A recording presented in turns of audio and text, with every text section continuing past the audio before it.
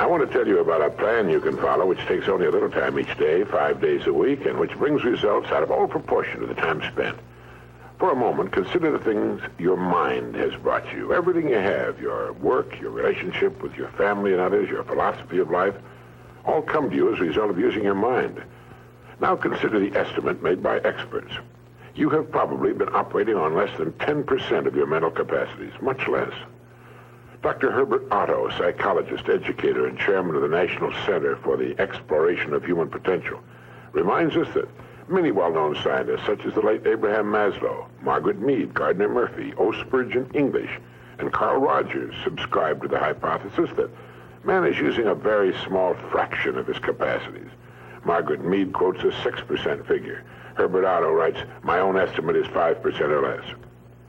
Neurological research at the UCLA Brain Research Institute points to enormous abilities latent in everyone by suggesting an incredible hypothesis. The ultimate creative capacity of the human brain may be, for all practical purposes, they pointed out, infinite. To use the computer analogy, man is a vast storehouse of data, but we have not learned how to program ourselves to utilize these data for problem-solving purposes. Yefremov, the eminent Soviet scholar and writer, says man under average conditions of work and life uses only a small part of his thinking equipment.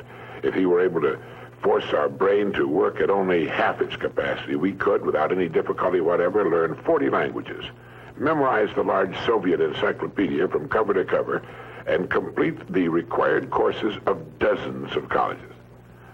Now, this statement is hardly an exaggeration. It is the generally accepted theoretical view of man's mental potentialities. Now, how can we tap this gigantic potential? Well, it's a big and very complex problem with many ramifications. But as Herbert Otto points out, it is clear that persons who live close to their capacity, who continue to activate their potential, have a pronounced sense of well-being and considerable energy. They see themselves as leading purposeful and creative lives. If everything you have is the result of using just 10% of your mind, consider for a moment what it will mean to you and your family if you can increase this percentage. Now, none of us, as a rule, has the slightest notion of the real capabilities of his mind. But believe me when I say that your mind can be compared to an undiscovered gold mine. And it makes no difference whether you're 17 or 70. Look at it this way. Your goal is in the future. Your problem is to bridge the gap which exists between where you are now and the goal you intend to reach. This is the problem to solve. Robert Seashore, when chairman of the Department of Psychology at Northwestern University, pointed out that successful people are not people without problems. They're simply people who've learned to solve their problems. And there you have it. Living successfully, getting the things we want from life is a matter of solving the problems which stand between where we now are and the point we wish to reach. No one is without problems. They're a part of living. But let me show you how much time we waste in worrying about the wrong problems. Here's a reliable estimate of the things people worry about. Things that never happen, 40%. Things over and past that can't be changed by all the worry in the world, 30%. Needless worries about our health, 12%. Petty miscellaneous worries, 10%. Real, legitimate worries, 8%. In short, 92% of the average person's worries take up valuable time, cause painful stress, even mental anguish, and are absolutely unnecessary. And of the real, legitimate worries, there are two kinds. There are the problems we can solve, and there are the problems beyond our ability to personally solve. But most of our real problems usually fall into the first group, the ones we can solve if we learn how. Now I'm going to assume you've decided upon a goal. Your problem is, how do I achieve it? Your goal may be a promotion, a greater income, a beautiful home. It makes little difference what your goal happens to be. But you have your goal, and you know that you will become and you will achieve what you think about. That is, if you stay with it, you will reach your goal. But how? Well, it's right here that your mind comes into play. What is your mind? No one knows for sure. Perhaps the best way to describe it is to quote Pulitzer Prize-winning playwright Archibald MacLeish. In his play, The Secret of Freedom, a character says, "The only thing about a man that is a man is his mind. Everything else you can find in a pig or a horse." That's uncomfortably true. The human mind is the one thing that separates us from the rest of the creatures on Earth. Anything that comes to us in the future will almost certainly come to us as a result of the extent to which we use our minds. And yet it's the last place on Earth the average person will turn to for help. In order to reflect just a moment on the human mind, consider what it's accomplished. Human knowledge has advanced more in the past 50 years than in all the preceding 10,000 years of human civilization. Of all the scientists who ever lived, it's estimated that 90% of them are alive today. We've reached, in the area of ideas and human advancement, a plateau so high it was undreamed of by even the most optimistic forecasters as recently as 10 years ago. But every new idea triggers additional ideas, so that now we're in an era of compounding advancement on every front and in every area that staggers the imagination. Dr. Harlow Shapley of Harvard has said that we're entering an entirely new age of man.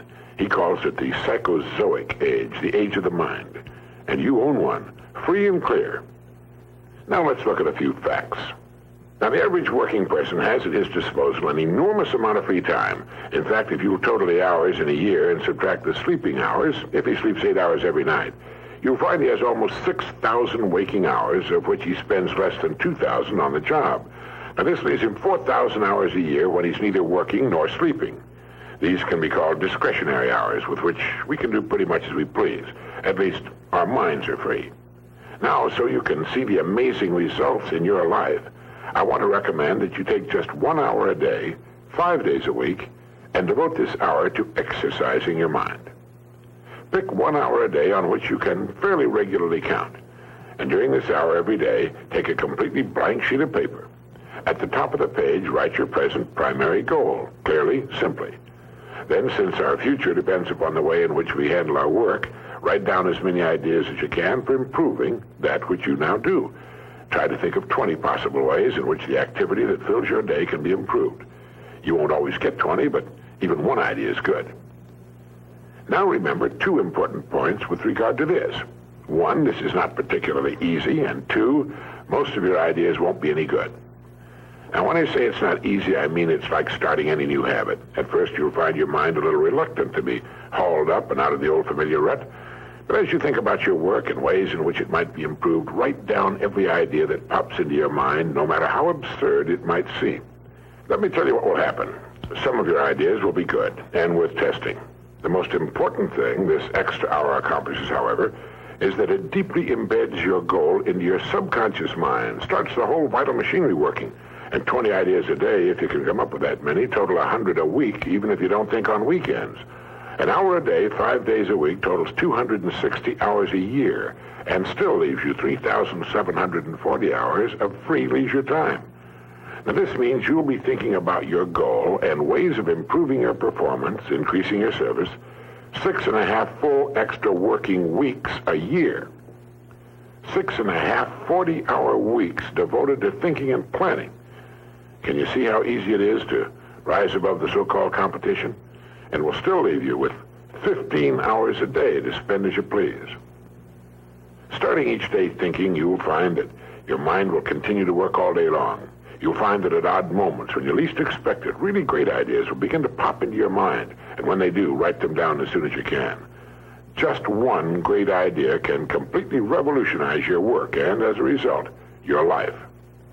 If you want to develop the muscles of your body, you take daily exercise of some sort. Well, the mind is developed in the same way, except that the returns out of all conceivable proportion to the time and energy spent. I've used this system for years, and it's given me some of the most gratifying and rewarding experiences of my life. And it costs only 5 hours a week. 5 hours out of 168. Is it worth it? It's like spending 5 hours a week digging in a solid vein of pure gold, because your mind is all of that and much more. Each time you write your goal at the top of the sheet of paper, don't worry or become concerned about it. Think of it as only waiting to be reached, a problem only waiting to be solved. Face it with faith and bend all the great powers of your mind toward solving it. And believe me, solve it, you will. Now let's briefly recap. This week, start spending 1 hour each day getting as many ideas as you can. Try for 20 a day on ways to improve what you're now doing. Remember, the achievement of your goal very likely depends upon it, as does your whole future.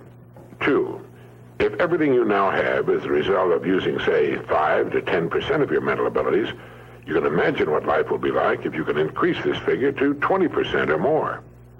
3. Successful people are not people without problems. They're simply people who've learned to solve their problems. 4. Don't waste time and energy worrying about needless things. 40% of them will never happen, 30% have already happened and can't be changed, 12% are needless worries about our health, 10% are petty miscellaneous worries, and only 8% are real. Try to separate the real from the unnecessary and solve those which are within your ability to solve. Last of all, the only thing in the world that can take you to your goals in life is your mind, its effective use, and following through on the good ideas it supplies you.